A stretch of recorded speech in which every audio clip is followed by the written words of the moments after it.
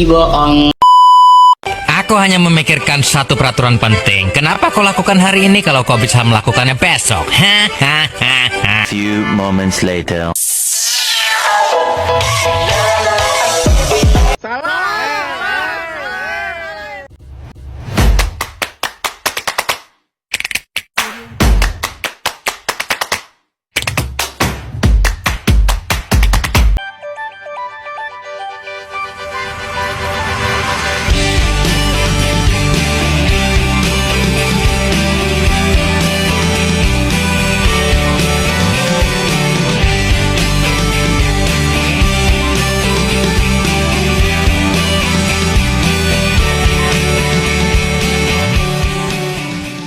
Assalamualaikum warahmatullahi wabarakatuh. Selamat siang, salam sejahtera bagi kita semua. Yang saya hormati Ibu Rika Permatasari, SH, MH, selaku dosen pengampu Sistem Hukum Indonesia.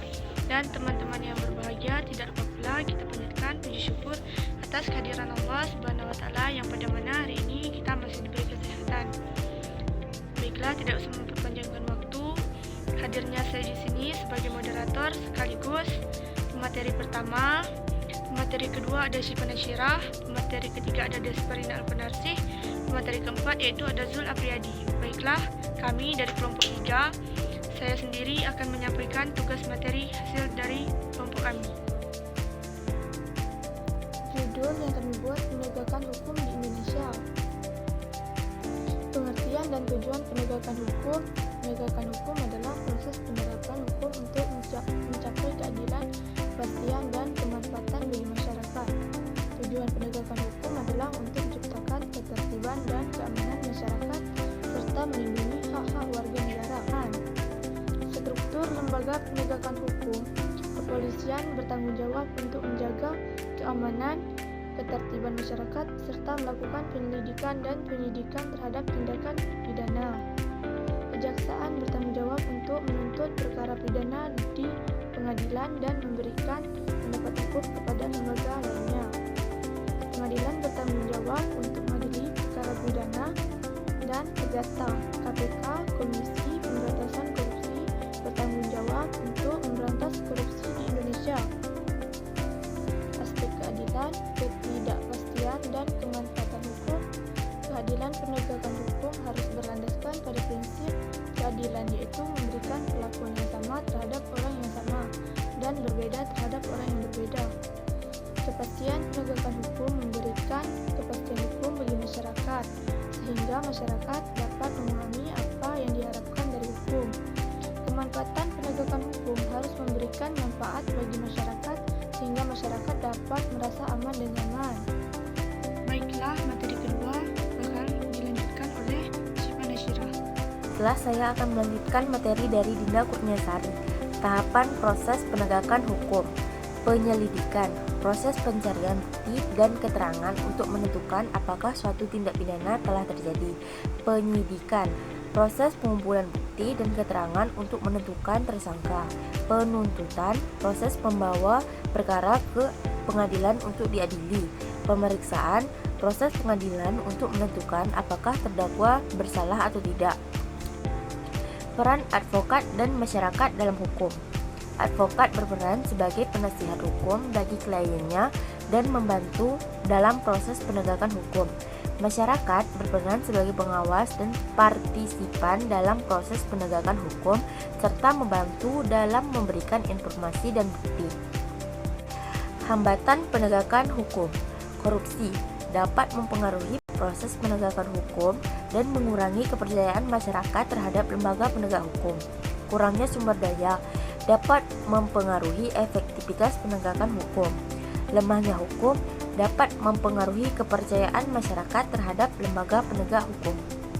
Selanjutnya, materi akan dilanjuti oleh teman kami Desparina Alpanarsih. Kepada Desparina dipersilakan. Baiklah, saya akan melanjutkan materi dari Syifa Nasyirah. Faktor internal dan eksternal penegak hukum. Faktor internal, faktor-faktor yang berasal dari lembaga penegak hukum seperti kualitas, sumber daya manusia, dan kelembagaan.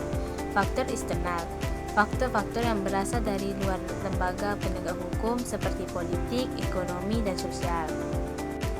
Korupsi dan peran KPK. Korupsi tindak pidana yang dilakukan oleh pejabat negara atau lembaga negara untuk memperoleh keuntungan pribadi atau kelompok. KPK bertanggung jawab untuk memberantas korupsi di Indonesia dan memiliki peran penting dalam meningkatkan transparansi dan akuntabilitas pemerintahan. Pelanggaran HAM dan supremasi hukum. Pelanggaran HAM, tindak pidana yang melanggar hak asasi manusia seperti hak hidup, hak kebebasan, dan hak untuk tidak disiksa. Supremasi hukum, prinsip bahwa hukum harus menjadi acuan dalam mengatur kehidupan masyarakat dan negara. Baiklah, selanjutnya akan dilanjutkan oleh Zulfian. Baiklah, saya akan melanjutkan dari Desparina Afiansi. Promosi lembaga hukum. Promosi lembaga hukum diperlakukan untuk meningkatkan kualitas dan efektivitas penegakan hukum di Indonesia. Reformasi dapat dilakukan dengan meningkatkan kualitas sumber daya manusia, memperbaiki keimbangan dan meningkatkan transparansi dan akuntabilitas. Etika profesi penegakan hukum.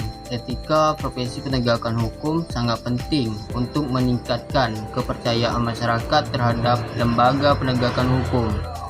Etika profesi penegakan hukum meliputi prinsip-prinsip seperti integritas, profesionalisme, dan kejujuran. Peran teknologi dan penegakan hukum. Teknologi dapat membantu meningkatkan efektivitas penegakan hukum seperti dengan